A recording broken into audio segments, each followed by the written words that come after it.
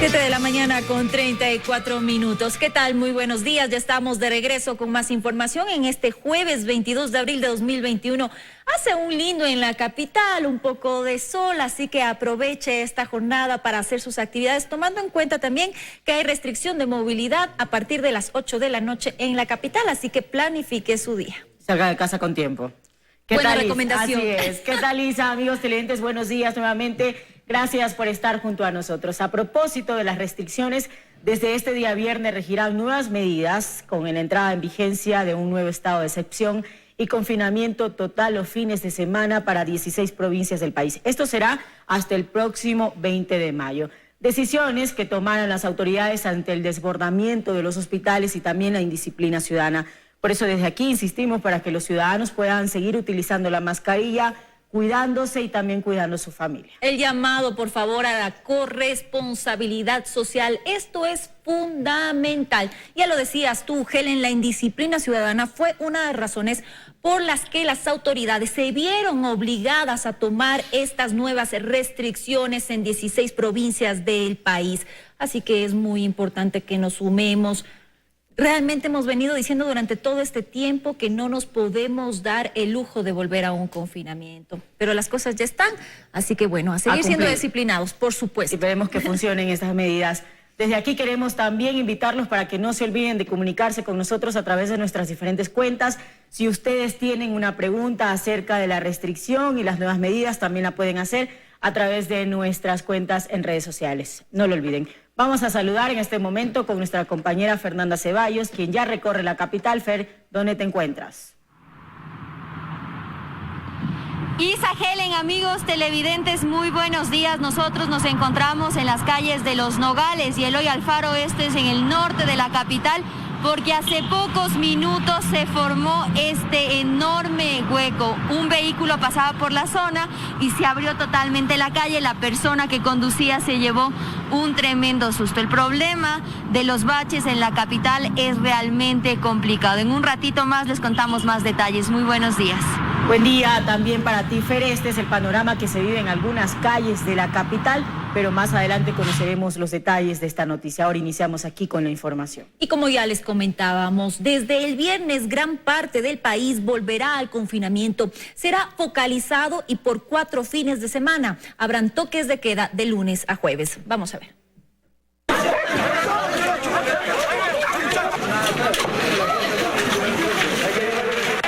El reiterado comportamiento, especialmente de los jóvenes durante los fines de semana con fiestas clandestinas y aglomeraciones, que dieron como resultado esto.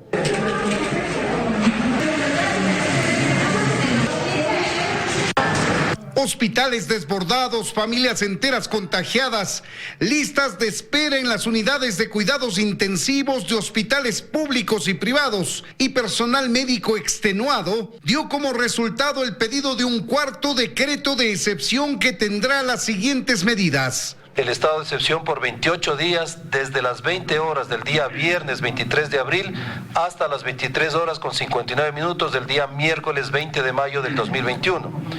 En 16 provincias del país: Azuay, Imbabura, Loja, Manabí, Santo Domingo de los Áchilas, Guayas, Pichincha, Los Ríos, Esmeraldas, Santa Elena, Tungurahua, Carchi, Cotopaxi, Zamora, Chinchipe, El Oro y Sucumbíos. No se permite la movilidad de personas y vehículos, es decir, a través de un toque de queda, de lunes a jueves desde las 20 horas hasta las 5 horas de la mañana del día siguiente. La restricción absoluta de la movilidad desde las 20 horas de los días viernes, sábado y domingo todo el día hasta las 05 horas del día lunes. Esta medida incluye el feriado del 1 de mayo. Se bajará también el aforo en comercios y locales de todo tipo. Están prohibidas las concentraciones públicas y además advierten que la fuerza pública, con el decreto de excepción, podrá ejercer mayor control. La policía puede ingresar ahora a dispersar y disuadir estas fiestas. Por lo tanto, ese era el pretexto y el abuso de la inviolabilidad de domicilio y lastimosamente generaban estas fiestas con 60, 70 personas. Por lo tanto, es algo que también se ha sugerido al señor presidente. El incremento y la velocidad de los contagios contagios del coronavirus en el país es alarmante, según las autoridades, y los hospitales ya no tienen capacidad para brindar atención a todos los infectados. Ya ahora tenemos un 99% de camas UCI totalmente ocupadas, con una lista de espera. La fuerza pública planifica operativos de control para actuar desde la noche de este viernes, que regirá el confinamiento total durante los fines de semana hasta el 20 de mayo y la restricción de la movilidad entre las 8 de la noche y las 5 de la mañana de lunes a jueves. En Quito, Freddy Paredes, 24 horas. Según el sector productivo y la Cámara de Comercio de Quito, el nuevo estado de excepción en el país dejará pérdidas económicas millonarias a restaurantes, hoteles y locales comerciales que nuevamente se ven obligados a cerrar sus puertas. Varios sectores de la producción de Quito manifestaron su preocupación sobre el estado de excepción decretado por el presidente de la República, Lenín Moreno. Uno de ellos fue el sector hotelero. Hoteleros y cámaras que tenemos el día de hoy y toda la tarde están colocando, es mejor cerrar el hotel en este periodo, es mejor no tener atención, porque había muchos contratos de eventos a realizarse el fin de semana en distintos hoteles. Hay que cancelar, seguramente hay anticipos, es una complicación. Otro de los sectores que se mantiene preocupado frente a este escenario es el gastronómico. Uno de los representantes argumenta que con esta medida lo que hacen es agudizar aún más la situación en la ciudad respecto al cierre de restaurantes. Ya que va a haber una reducción del 60% de nuestras ventas o tal vez más. Va a existir a la vez una reducción y un desempleo de un 75%. Ya que el 35 al 40% de los restaurantes ya estaban al borde de la quiebra. Con esto les acaban de liquidar totalmente. Están conscientes de la grave situación que atraviesa el sistema de salud. No obstante, argumentan que la pelea deben dar las autoridades a la indisciplina de la ciudadanía, ya que el sector productivo se ha mostrado empático respecto al cumplimiento de las medidas de bioseguridad. Donde se están generando los contagios, donde la gente se contagia, es en las ferias informales, mercados informales, fiestas clandestinas. Y eso es lo que hay que atacar. Con esto lo que está haciendo el gobierno, argumentan, es generar más desempleo y cierre de varios comercios. Muy fuerte, porque no pueden pagar a las entidades de control, y es SRI, municipios, no tienen la caja, no pueden cumplir con la banca pública, con la banca privada. Y así como el gobierno cuida la salud de todos, debe también preocuparse por la situación económica del país. Plantean, por ejemplo, que en estos tiempos se brinden beneficios e incentivos para que los comercios no cierren sus puertas. Queremos saber si va a haber compensaciones en cuanto a impuestos. Y este mes no vamos a alcanzar a llegar a pagar puntualmente el SRI. Queremos y exigimos al gobierno que no haya un cobro de multas o intereses por ese tema. Ellos también tienen que ser empáticos con nosotros. Después de un año de pandemia, las cifras respecto al cierre de locales comerciales son alarmantes. Según los datos revelados, aproximadamente 450 locales en Quito han cerrado sus puertas. Paul Coello, 24 horas. Y conforme el virus aumenta en el país, se evidencian también varios problemas que ocasionan que los pacientes críticos, en algunos casos, no ganen la batalla al virus. Por ejemplo, ahora a la falta de camas se suma también el desabastecimiento de medicamentos para tratar a los contagiados en las unidades de cuidados intensivos. A la preocupación por la falta de camas en las unidades de cuidados intensivos se suma ahora la falta de medicamentos en estas salas, donde los pacientes con los cuidados y tratamientos de los médicos tratan de ganarle la batalla al virus. Claro, solicitamos al laboratorio, pero ellos el producto que les llega le entregan al sector público y muchas veces no hay tanto producto para el sector privado. Entonces, miren en este momento, ante escasez de medicamentos, aumento de la cantidad de pacientes, eso se traduce finalmente en muerte. La Sociedad de Médicos Intensivistas de Pichincha solicitaron a las autoridades buscar estrategias que permitan abastecer a los hospitales y centros médicos de estos medicamentos. Dos medicamentos, los que utilizamos en la pseudoanestesia, el uno se llama fentanil, el otro se llama midazolam y otro se llama propofol. Hay escasez de sus medicamentos en este momento. La situación es preocupante por cuanto, por más que exista respiradores mecánicos, si el paciente no cuenta con el medicamento para que pueda soportar, acoplado a estos respiradores y mantener los niveles adecuados de oxigenación que les ayuden a realizar los procedimientos que se requieren mantener para que los pulmones se restablezcan, simplemente no podrán hacer nada. Hicimos un recorrido por varias farmacias y comprobamos que no hay estas medicinas. Por ejemplo, fentanil. No, muy buenos días, no disponemos. Midazolam. El midazolam está agotado. Propofol. Tampoco. Al consultar en diferentes farmacias del centro, sur y norte de Quito, se nos informó que la escasez es a escala nacional. Lo que pasa es que está escaso a nivel nacional, en todas las farmacias públicas y privadas. Por la situación, ¿no? Y es bastante angustiante el no poderle servir oportunamente, lamentablemente por la escasez. A las 6:30 ya las tengo en mi domicilio. Cada ampolla está en el valor de $950. ¿Me confirma cuántas necesita, por favor?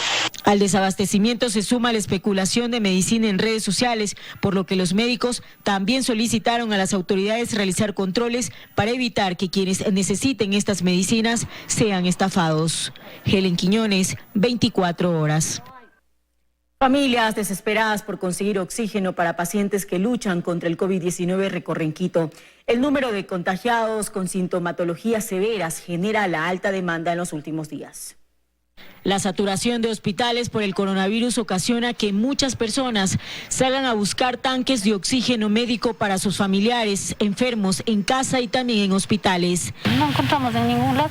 Nos dieron una tarjeta, una dirección, llamamos, pero no hay oxígeno en ningún lado. Hasta el extremo sur de Quito, en Guamaní, en los exteriores de una planta que envasa el oxígeno y también venden tanques, hace días que se evidencia a personas en sus vehículos esperando su turno para llenar sus tanques. Algunos no tienen suerte. A mí me mandaron la doctora. ¿Ya? A que hagan llenar, pero dice el señor que no. Doña María dice que es una verdadera peregrinación buscar oxígeno para su hermano que está hospitalizado con diagnóstico reservado en un hospital de la ciudad. Unos nos dijeron 110, otros nos dicen 60, pero solo nos ponen precios y no nos dicen yo tengo. ¿Ya cuántos lugares han visitado algunos? Uy, muchos. Si venimos de Sangolquí, nos fuimos al norte, estamos andando desde ayer y no. Lo que se evidencia en las afueras de los negocios que comercializan oxígeno también se refleja en cifras. Quienes venden el producto dicen que hasta hace 2 semanas atrás alquilaban de 2 a 3 tanques y ahora hasta 10 en un solo día. Estas 2 semanas últimas ha sido increíble, o sea, para que tenga usted una idea, yo tengo llamadas telefónicas en el día para pedir un concentrador de oxígeno, un promedio de entre 50 y 80 llamadas. También informaron que si bien el 90% de sus clientes buscan oxígeno para pacientes con coronavirus, hay pacientes con otras patologías que necesitan también del oxígeno. Hay muchísima demanda. Hoy estamos nosotros sin stock de producto. En realidad, estos equipos, por ejemplo, que acaban de llegar son los que están los de envuelto hoy y no tenemos equipos. Comprar un tanque de oxígeno cuesta entre $500 y $800 y alquilar entre $100 y $120 al mes. Helen Quiñones, 24 horas. Y reiteramos que las pruebas PCR para diagnosticar COVID-19 no podrán costar más de $45.08 en el país. Así lo establece un acuerdo firmado por el ministro de Salud a causa del incremento de casos y frente también a la crisis económica que atraviesa el país.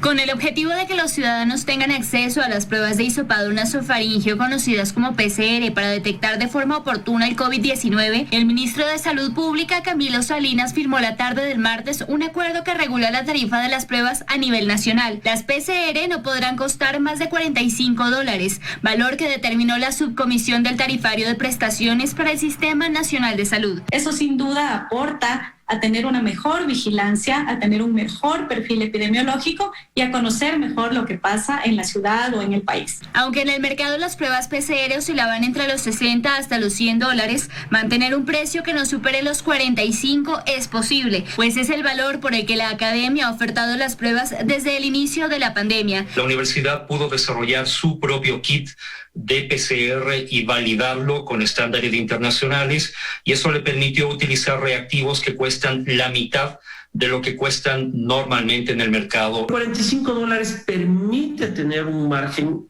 desde mi punto de vista aceptable, y particularmente porque este es un negocio en el que se paga al contado básicamente. Mientras tanto, laboratorios privados empezaron a negociar con sus proveedores para poder adaptarse al límite de esta tarifa, y es que desde este miércoles algunos laboratorios ya aplican este valor, aunque aseguran que los precios han ido variando de acuerdo a cómo se ha ido reduciendo el precio de los reactivos. Estábamos en creo que $62 la prueba. Sin embargo, entendemos la situación actual del país, pues vamos a estar acompañando sin duda con mucho entusiasmo esta condición. Creo que no fuimos tomados en cuenta para esta decisión, cómo se hizo los cálculos. Una prueba de laboratorio tiene que considerar la calidad del reactivo, si tiene control de calidad externo o no, los insumos indirectos. Durante las últimas semanas, la demanda de pruebas se ha triplicado en todos los establecimientos. De ahí que apuntan que más allá del valor de las pruebas, lo importante será evitar una exposición al virus. En Quito, Daniela Valencia, 24 horas. Médicos especialistas de otras áreas como pediatría, cardiología y otras han tenido que pausar sus actividades para apoyar al personal del área COVID en el Hospital Carlos Andrade Marín en Quito. Esta situación ha generado retrasos en los tratamientos de pacientes con otras patologías. Son alrededor de 40 médicos y doctores especialistas en dermatología, pediatría, cardiología, otorrinolaringología, oftalmología y de otras ramas que por la grave situación que atraviesa el Hospital Carlos Andrade Marín se han sumado al equipo de apoyo del área COVID. Justamente en este mes, en abril, cumplo un año fuera de mi servicio. Es realmente agotador. Muchas de las cosas que aprendiste quizás hasta se te están olvidando. La doctora Ortega es dermatóloga de la Checam desde hace varios años. Cuenta que por la situación dejó de atender a sus pacientes que presentan serios problemas en su piel. Yo manejaba en dermatología el área de colagenopatías cutáneas, entonces son pacientes que están prácticamente abandonados, muchos han recaído, no han tenido la atención que ellos se merecen, y también uno como médico, sí, pues como que necesitas esa parte tuya de lo que tú elegiste para como profesión. Debido a la pandemia, el hospital se vio en la obligación de cerrar hace más de un año 4 áreas de atención de otras patologías para poder atender a la gran demanda de pacientes que llegan con problemas respiratorios producto del COVID. El doctor Ríos indica que hay varios pacientes a la espera de una cirugía en su rama. Ha disminuido la atención de pacientes programados y niños, adultos y ancianos que requerían las cirugías, que en vista del cierre de los pisos dispuestos para ello, el hospital ha visto la necesidad de caminarnos a nosotros aquí en áreas de COVID. La líder de la sala COVID indica en cambio que hay varios pacientes de otras patologías que han parado sus tratamientos y cirugías por la falta de atención y que esto estaría complicando su estado de salud. Que a pesar de que su patología no sea emergente, el hecho de que no se les pueda atender a tiempo hace que sus enfermedades se sigan repercutiendo, sigan deteriorándose y puedan ser atendidos cuando ya se vuelvan una emergencia. Actualmente el hospital apenas está atendiendo a un 20% a pacientes de forma presencial con otras patologías. El resto está siendo tratado telemáticamente. Según sus directivos, si la situación continúa de esa forma, en los próximos días cerrarán el servicio de consulta externa. En Quito, Paul Coello, 24 horas. 24 horas. Continúan las labores de búsqueda de un niño de 10 años en la quebrada del colegio en el sector de La Esperanza, en el norte de Quito. 3 personas fueron arrastradas por la creciente del río Monjas el pasado martes y hasta el momento ya se han recuperado 2 cuerpos. Por tercer día consecutivo continúan las labores de búsqueda en esta quebrada. Las unidades de rescate aún intentan hallar a un niño de 10 años que fue llevado por la corriente del río Monjas en el sector de La Esperanza mientras recogía chatarra con su familia. Ahí estaban los 3 abrazados. abrazados ahí, se sostenían yo no sé, de alguna rama, y cuando en eso ya vino más una ola y le fue arrastrando primero al niño, al que no aparece. Después en segundos ya le fue jalando a las otras dos personas. Familiares y amigos de los afectados se unieron a las labores de búsqueda. Algunos llegaron desde Saquicilí, en la provincia de Cotopaxi, lugar de donde eran oriundas las 3 personas. Transcurso del trabajo nos viene la creciente del Cerro de Pichincha y la creciente se nos arrebató. Hemos coordinado parte a parte para poder ayudar a buscar con los jóvenes, con las personas quienes quieren colaborar. Miembros de la Secretaría de Seguridad y del Cuerpo de Bomberos desplegaron unidades por aire y tierra. Incluso desde este miércoles incorporaron drones para agilitar la búsqueda. Estamos haciendo un rastreo desde este sector de La Esperanza hasta el sector de Puzuquí en una primera fase. De ahí estamos avanzando hasta Catequilla con un segundo grupo. A través del Fondo de Seguridad nosotros estaremos asistiendo y acompañando en todos los gastos que demanden la velación y la parte de mortuoria de los mismos. Los cuerpos de las 2 personas que fueron arrastradas por el río Monjas la tarde de este martes ya fueron hallados, uno a 1 kilómetro y otro alrededor de 14 kilómetros del lugar donde ocurrió la tragedia. En Quito, Estefaní Paz, 24 horas.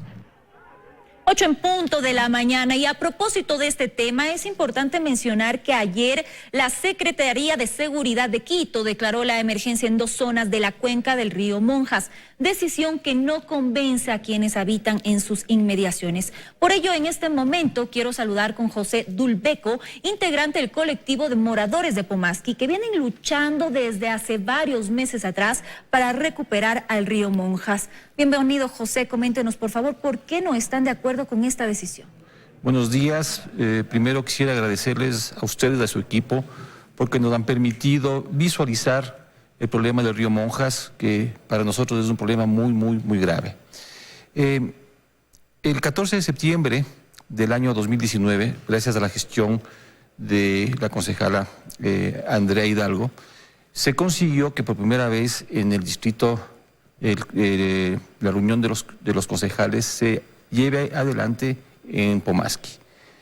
En esta oportunidad se explicó a los concejales el problema que tenemos y lo que sucede con el río Monjas.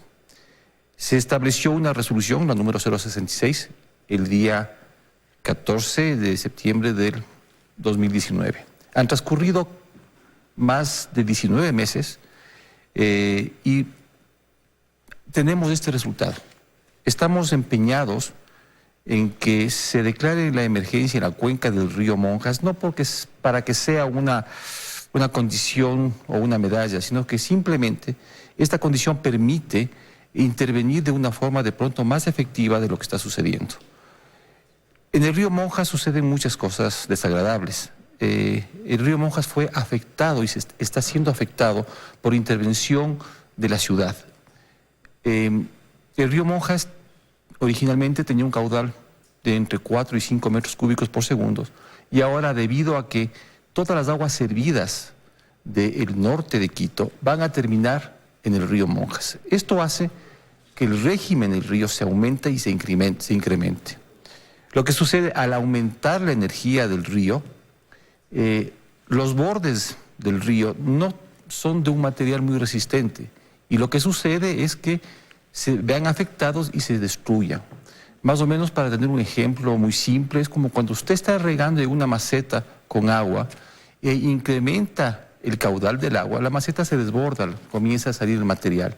Eso es lo que sucede de alguna forma en el río Monjas. Pero según entonces lo que usted nos comenta, José, el episodio, la tragedia que sucedió antes de ayer en el río Monjas, donde la creciente del río arrasó con estas 3 personas, ¿es producto justamente de de lo que usted nos comenta, de esta situación? Yo no entiendo y no se comprende que existan 15 puntos identificados por la Secretaría de Seguridad como puntos de riesgo a lo largo de todo el río Monjas, que tienen esa extensión más o menos 17 kilómetros, 15 puntos, como estamos viendo en la gráfica, y únicamente los 2 primeros puntos que están cerca del condado, donde lamentablemente se dio el suceso del día de anteayer, donde 3 personas fueron arrastradas por la corriente del Monjas, sea una condición o una realidad para que justo el día de ayer la Secretaría de Riesgos declara en emergencia específicamente esos 2 puntos. Cuando fue la misma Secretaría que meses atrás identificó estas zonas de riesgo, y lo que a ustedes les llama la atención entonces, para un poco entender el tema a profundidad, es que se haya declarado la emergencia en estas 2 únicas zonas. Resulta un chirlazo para Pomaski y para la gente que vive y tiene las viviendas que se están perdiendo. No es una situación muy simple. Se ha incrementado el caudal, además de volverle al río Monjas una cloaca inmunda, donde a lo largo de todo el río Monjas es invivible por el olor que existe, aparte el incremento del caudal. El río Monjas no es solo esos 2 puntos. Menos mal, y qué bien para esas personas que viven en la primera parte del río Monjas que se haya declarado en emergencia. Ojalá eso permita dar soluciones en esos 2 puntos. Qué bien por ellos. Pero no es una solución integral a la final. Es una situación absolutamente identificada en 2 puntos pequeños de todo el gran problema que tiene la cuenca del río Monjas. Mire, por ejemplo, ustedes, esas coincidencias, hace 2 días tuvieron la gentileza de enseñar a la gente que tenemos un puente, por ejemplo, el de la Marquesa, que es un puente que fue montado hace algunos años, un puente reciclado, que se lo colocó en condición provisional, con limitaciones de tráfico sobre el puente, es decir, había que circular autos livianos 1 a 1, y sin embargo ese puente recibe la carga de volquetas, buses, y lo que sucede, la estructura metálica del puente sufre una fatiga. Nosotros frente a eso, por ejemplo, hemos solicitado que se pueda utilizar el puente de la Contraloría. Sin embargo, para utilizar el puente de la Contraloría se debe hacer una pequeña adecuación en la Contraloría de unos 18 metros y romper un muro para permitir y aliviar el tráfico entre la Simón Bolívar y la Manuel Córdoba. O sea, son algunas situaciones, algunos problemas que se generan en torno a la situación que está atravesando el río Monjas. Pero lo que yo sí quisiera y que es importante mencionar es que, o tal vez lo que llama la atención, José, es que se espera que sucedan este tipo de tragedias, este tipo de incidentes, para que las autoridades tomen medida. Ustedes están reclamando desde que yo me acuerdo, si es hace más de 1 año que se declare la emergencia en el río Monjas. Incluso este tema iba a ser tratado cuando se suspendió la sesión por falta de quórum y por esta crisis política que está atravesando el municipio, y no se trató. Entonces, realmente, esperan para que pase una tragedia para tomar decisiones. Mire, ojalá, por ejemplo, no esperemos que el puente de la Marquesa se caiga. Y además aprovecho este medio para advertir a las personas que tengan cuidado de no utilizar ese puente o respeten que es un vehículo a la vez. Seguramente cuando se caiga el puente de la Marquesa, ojalá no suceda, entonces sí vamos a ver a todas las personas alrededor del puente dando explicaciones y de pronto tomar una decisión apropiada. Es una vergüenza, la verdad. O sea, esta actitud de la Secretaría de Seguridad, como le dije, es un chirlazo para la gente. Hay personas más abajo que están perdiendo sus viviendas. Por favor, entendamos que eso es un tema grave. Pónganse en la piel de esas personas. Yo escuchaba la intervención de la concejal Mónica Sandoval hace una semana, que reclamaba al consejo y a la gente, al municipio, que había una muy poca intervención, no conocían lo que estaba pasando. No puede ser que se declare la emergencia, lamentablemente, con este episodio tan lamentable de 3 personas que murieron. Ese no es un tema sencillo. Se tenía que haber puesto sistemas de alarma. Eso ofreció el señor alcalde, lo ofreció en Calderón el 4 de febrero. Nos reunimos el 4 de febrero en Calderón con todas las personas, autoridades del municipio. Estaban todas las personas. Lamentablemente muchas de ellas ya se reciclaron, ya no están, porque también ese es otro de los problemas que tiene el municipio. En este caso han habido 3 diferentes secretarios de seguridad. Yo no quiero, créame, no quisiera estar en los pantalones del señor Díaz. Se le ve muy activo y la verdad, con este problema tan grave que tiene la ciudad del COVID, tener que enfrentar todas las situaciones debe ser muy pesado. Pero también tenemos un grave problema en el Río Monjas. El Río Monjas no espera el COVID. Ahora, ¿qué pasa o qué pasará si es que efectivamente no se toman medidas emergentes ante la situación del Río Monjas? Bueno, si no se toman... lo que va a pasar es que simplemente, por ejemplo, el puente de la Marquesa se va a caer, la gente que está perdiendo su vivienda van a seguir perdiendo su vivienda. Lamentablemente esperemos que no existan más muertos, y eso no es un tema amarillista, pero realmente es lo que está sucediendo. Fíjese usted, cuando intervinimos en Pomaski frente al Consejo el 14 de septiembre del 2019, donde se establecía una resolución muy en concreto que tenía que intervenir el municipio en 30 y 60 días, esperaron 19 meses para hacer un plan que no sirve para nada.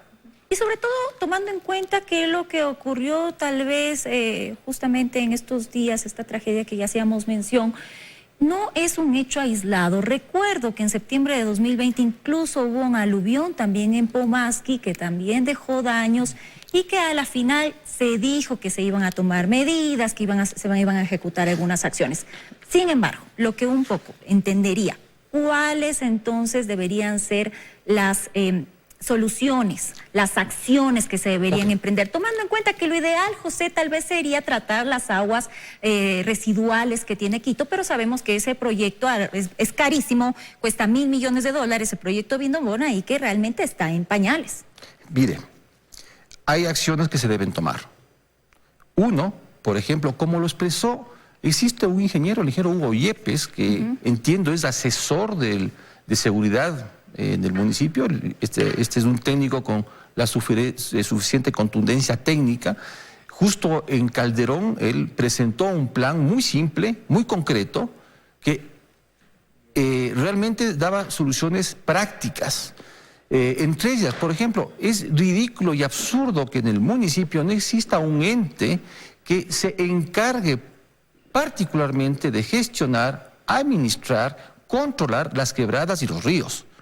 Ahora, esa función se diluye entre las diferentes entidades del municipio. EMAP, la Secretaría de Seguridad, está Medio Ambiente, un montón. Y cada quien da sus opiniones, hacen sus planes. Claro, y cuando nosotros hemos querido hacer un reportaje, lo que nos dicen es, no, es que esa no es nuestra competencia, nosotros no intervenimos en este punto. Entonces usted tiene mucha razón en esta puntualización. Fue una observación que hizo el señor ingeniero Hugo Yepes, junto a otras, por ejemplo, que mientras se establezcan soluciones más concretas, que son necesarias, obviamente, pero intervenir toda la cuenca del río Monjas es complicado.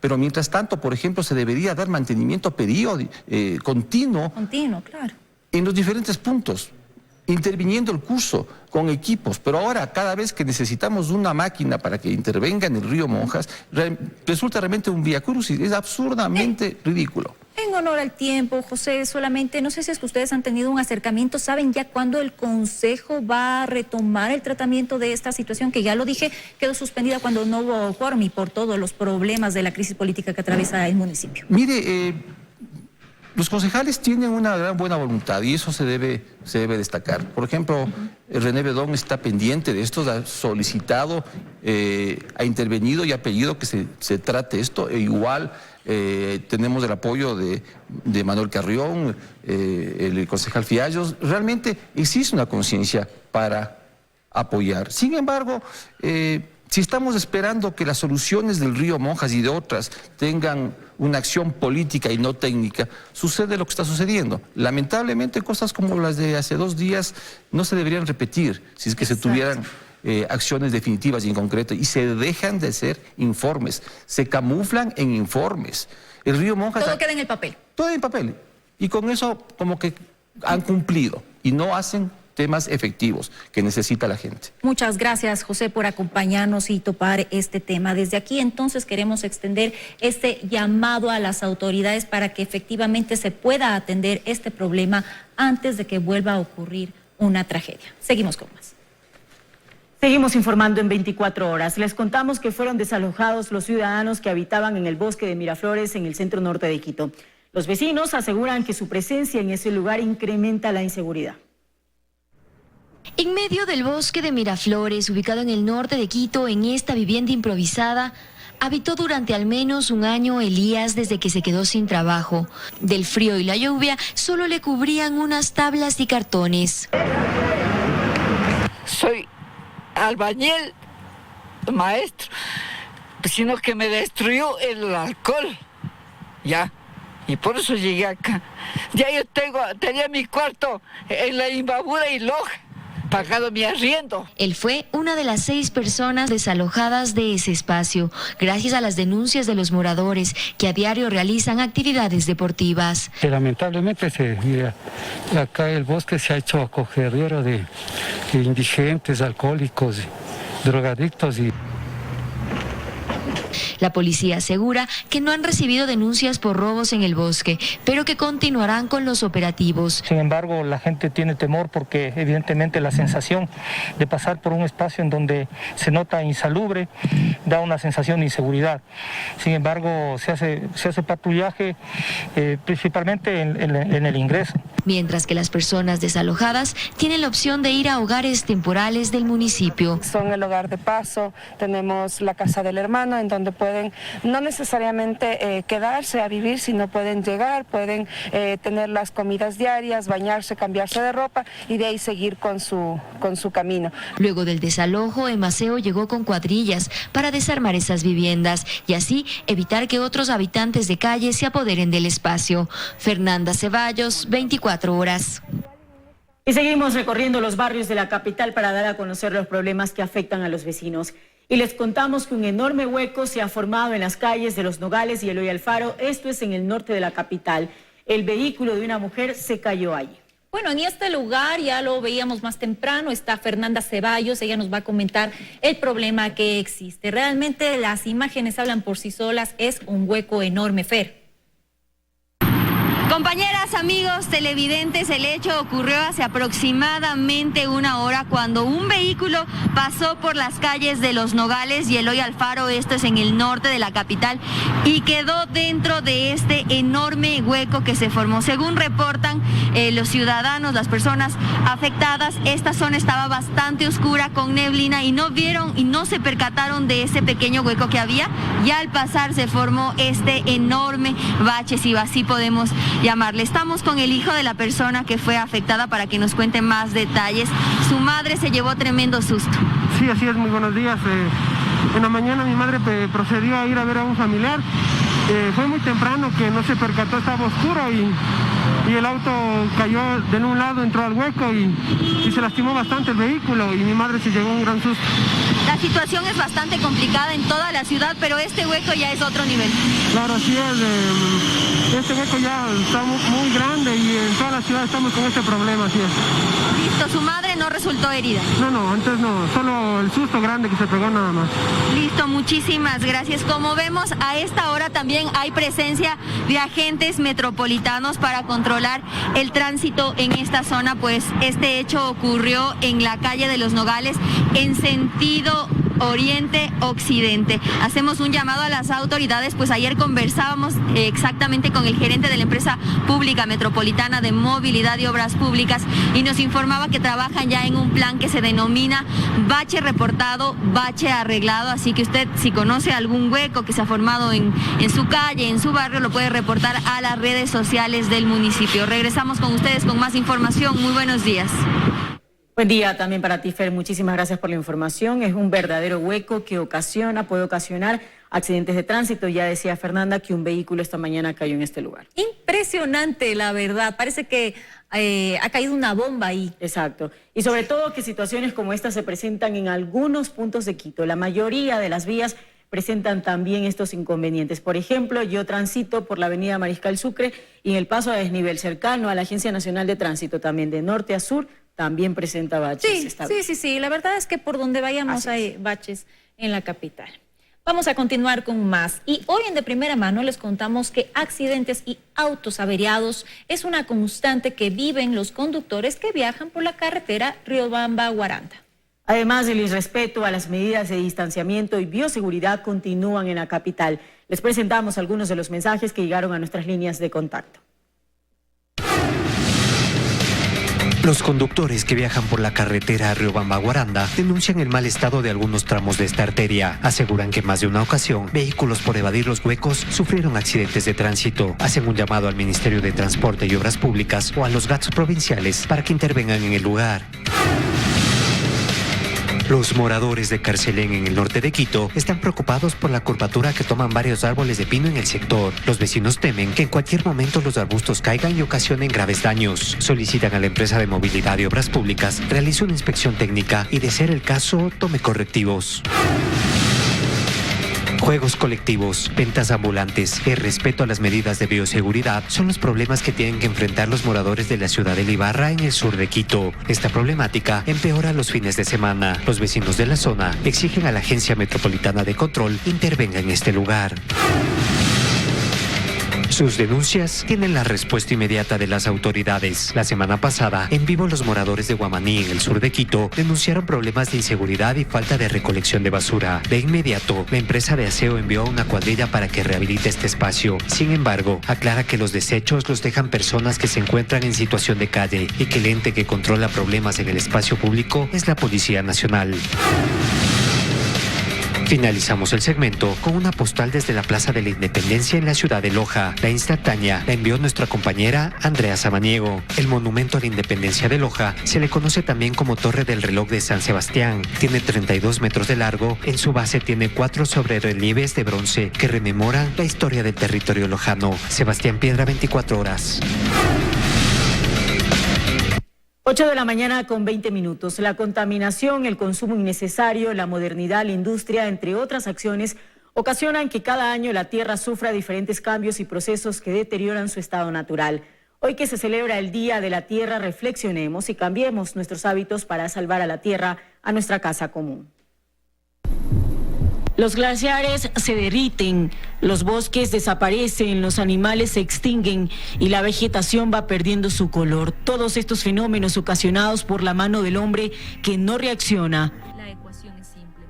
Hoy, 22 de abril, es el Día Internacional de la Madre Tierra, como lo denomina la Organización de las Naciones Unidas. Esta fecha recuerda al mundo la importancia de mantener a la tierra en las mejores condiciones y realiza un llamado a la conciencia y a la acción ciudadana. Y hago un llamado a la acción, a hacer conciencia sobre la gran incidencia que tienen nuestras decisiones diarias en el consumo con respecto a nuestra permanencia en la tierra.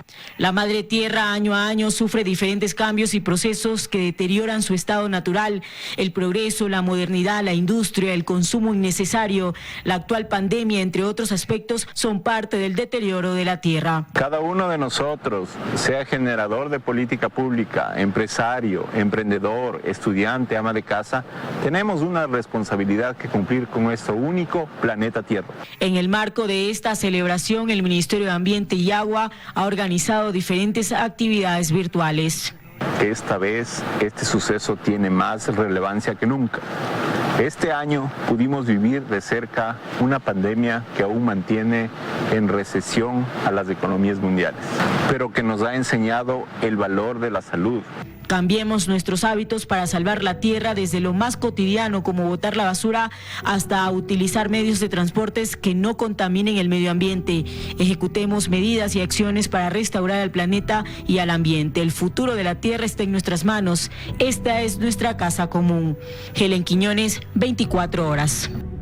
Un día importante para reflexionar. Y a propósito de este tema, a esta hora vamos a hacer contacto con Angie Torres, quien se encuentra en un precioso lugar, un rinconcito de Quito, para contarnos más sobre esta fecha en la que queremos enviar justo ese mensaje de cuidar a nuestra madre tierra. Angie. Gracias, Isa. Amigos televidentes, ustedes se preguntarán dónde estamos. Parece que estamos en un lugar muy lejos de Quito, pero no. Les contamos que estamos en el Parque de Guápulo.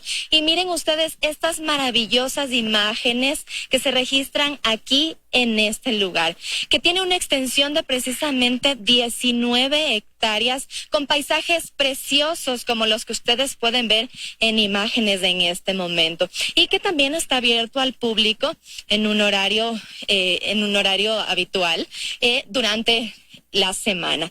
Pero queremos contarles que cada 22 de abril se conmemora el Día Internacional de la Tierra, justamente con la necesidad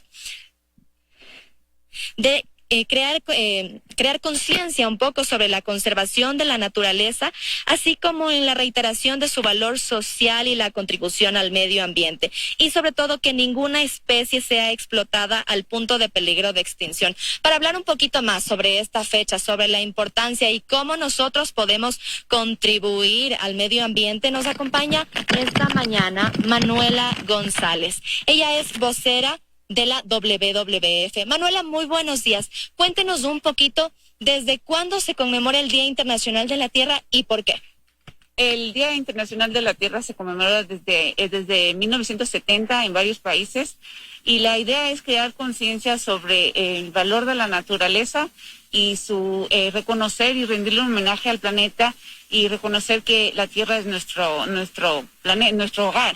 También hacer un llamado sobre la alarmante degradación ambiental y cómo la amenaza que está sobre las especies y los ecosistemas también tiene una afectación muy grave sobre las personas. Nosotros como individuos podemos contribuir para un poco frenar este tan acelerado cambio climático que hemos visto que se está registrando en el último tiempo. Se conoce mucho de esta frase: reducir, reciclar y reutilizar. Además de esto, ¿cómo nosotros podemos contribuir con el medio ambiente? Así es, desde la WWF este día queremos llamar la atención sobre la necesidad de restablecer la relación que tenemos entre las personas y el medio ambiente. ¿Cómo hacemos eso? Lo hacemos desde casa.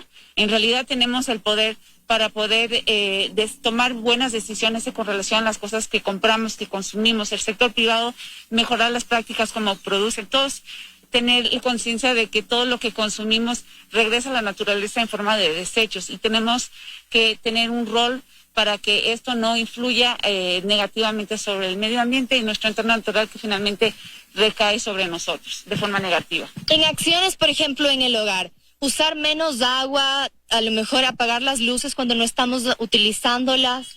Sí, bueno, tenemos que tener claro que que cuando la naturaleza decae, las cosas que damos por sentados como el agua, el aire puro y la salud humana decaen también. Somos íntimamente relacionados con la naturaleza. Eso quiere decir que todo lo que podamos hacer con relación al uso de plásticos, de cosas que contaminan la naturaleza, el uso, la sobreexplotación de los recursos, y en casa, por ejemplo, el uso no medido de agua, de electricidad, de energía, son cosas que contribuyen negativamente a esta degradación ambiental. Entonces, lo que sí podemos hacer desde casa y como comunidad y como sociedad es mejorar esta relación con la naturaleza para poder tener una casa que sea saludable para todos. Muchísimas gracias, Manuela. Así es, entonces, amigos televidentes, como lo mencionaba Manuela, todos podemos sumarnos precisamente a esta causa. Reducir el uso de plásticos, por ejemplo, o evitar el uso de plásticos de un solo uso es una de las acciones que podemos tomar nosotros como individuos, entre muchas otras cosas. Para mantener los lugares así de preciosos como este en el que nos encontramos en este momento, es importante tomar acciones desde casa.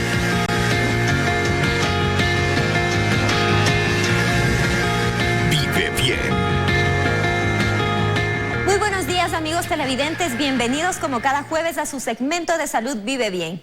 Hoy vamos a hablar sobre cómo se ha visto afectada la salud mental de las personas tras pasar ya más de un año en medio de la pandemia de COVID-19. Niños y adultos se han visto golpeados por el estrés, la ansiedad, la depresión, entre otras afecciones que son un reflejo de la actual situación por la que vivimos y los cambios en nuestras vidas a raíz de la pandemia. En el siguiente reportaje les contamos más sobre este tema y cómo manejarlo. Veamos. Él es Gabriel y desde hace 2 años le diagnosticaron trastorno de ansiedad. Sin embargo, su problema se agudizó tras el inicio de la pandemia, ya que sus crisis eran cada vez más complicadas y frecuentes. Una parte de desesperación, una parte como taquicardia, como que tenía algo en el pecho, me desesperaba, las manos me sudaban, me ponía mal genio, no quería comer, no quería realizar nada, quería pasar solo en el cuarto viendo noticias. La pandemia de COVID-19, a decir de expertos, afectó de forma integral la calidad de vida de las personas. Por ejemplo, hay estudios que demuestran que al menos 1/3 de la población que tuvo esta enfermedad semanas después presentó problemas psicológicos. Lo propio ocurre con quienes perdieron a un familiar y no pudieron pasar de forma adecuada el proceso de transición. Y asimismo, hay quienes el cambio radical en el estilo de vida por el confinamiento les terminó afectando más de lo pensado. Los seres humanos necesitamos un proceso de adaptación y este proceso de adaptación ha sido difícil porque ha habido mucha incertidumbre. Si no sabíamos si es que ya se iba a resolver el problema, si teníamos que hacer algo más, ¿cierto?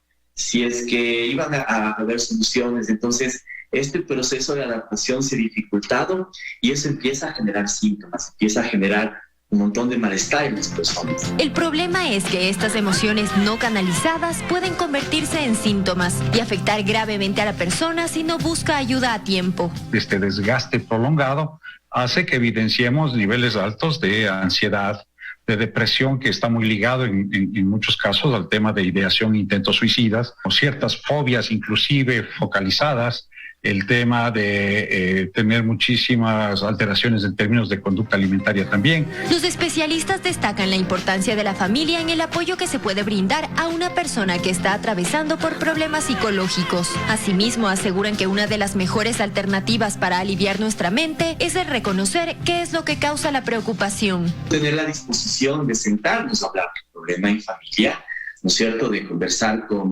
en pareja, con los hijos, con hermanos, ¿cierto? Poder poner sobre el tapete lo que estamos sintiendo, lo que estamos pensando, ¿verdad? Para procesar nuestras emociones y encontrar soluciones en conjunto. El diversificar las actividades diarias también puede ayudar a mejorar la capacidad de afrontar los problemas. Sin embargo, si usted detecta que atraviesa por una situación que está fuera de su control, debe de inmediato acudir a un especialista. En Quito, Stephanie Paz, 24 horas.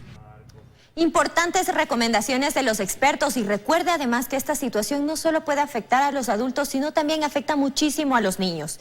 Por ello, la familia es el eje fundamental de ayuda para ellos, más aún cuando son pequeñitos y aún no pueden expresarse bien. Por ello, usted como papá o mamá debe siempre estar muy pendiente.